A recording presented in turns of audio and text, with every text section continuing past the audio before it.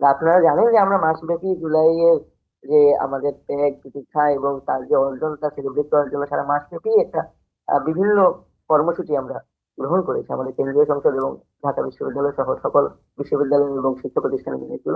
তো আমরা আসলে সারা জুলাই ব্যাপী সেগুলোতেই ব্যস্ত ছিলাম। কিন্তু আপনি যদি অপরপক্ষে দেখেন, যে আপনারা দেখবেন যে ছাত্র শিবিরের যারা নেতাকর্মী আছেন, তারা বিভিন্ন জায়গায় সমকামিতা, বিভিন্ন ধরনের অসামাজিক কার্যকলাপ এবং নানাবিধ এই ধরনের অশালীন বিভিন্ন ধরনের কর্মকাণ্ড করে কিন্তু হেডলাইনের বস্তু হচ্ছিলেন। তো এই হেডলাইনের বস্তু হওয়া থেকে আমি বলবো তাদের যে মান সম্মান ইজ্জত, সেটাকে কিছুটা বাঁচানোর জন্যই হয়তো তারা এই যে বেগম রোকেয়া বিশ্ববিদ্যালয় থেকে শুরু করে জগন্নাথ বিশ্ববিদ্যালয়, আজকে সরকারি আলিয়া মাদ্রাসা, সবখানে তারা একটা যেচে পড়ে একটা বিশৃঙ্খলা তৈরি করছেন। সব জায়গায় সব জায়গায় গিয়ে গিয়ে তারা এই যে মানে এমন সব কর্মকাণ্ড করছেন যাতে করে সাধারণ শিক্ষার্থীরা ক্ষিপ্ত হচ্ছে, এবং যখনই তাদেরকে প্রতিরোধ করা হচ্ছে তারা মায়া কান্না কাটছে। কিন্তু আসলে তাদের মায়া কান্না কি সবটুকু মানে সবটুকু সঠিক? আপনি দেখে থাকলে আপনাদেরকে আমি দেখাই লাইভ টিভিতে।